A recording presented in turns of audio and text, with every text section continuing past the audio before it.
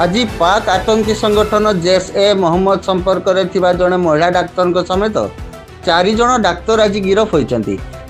मध्य अच्छा जम्मू काश्मीर अनंतनाग सरकारी medical college कार्यरत पुलवामार बासिंदा डाक्तर अदिल अहमद एवं दिल्ली निकट फरीदाबाद अल फलाह घरोई हस्पिटाल डाक्तर मुजामिल शकील।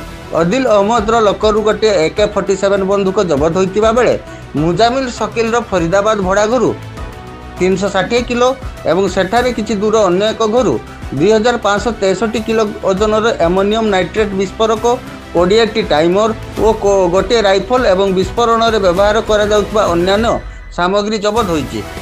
निकटर जबत मोट 2923 किलोग्राम ओजनर विस्फोरक सामग्री एमोनियम नाइट्रेट माध्यम दिल्ली NCR अंचल में बड़ धरणर विस्फोरण करने को योजना करते पुलिस सूत्र सूचना मिली।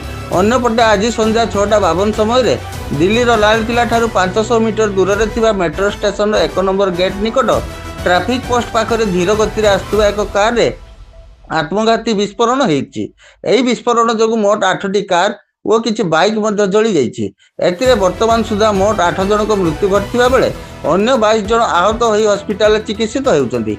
केंद्र सरकार यार NIA तदंत पर निर्देश देइछन्ति। दिल्ली विस्फोरण पर दिल्ली समेत मुंबई, उत्तर प्रदेश, ओडिशा समेत देशर विभिन्न अंचल में हाई अलर्ट जारी करा जाइछि।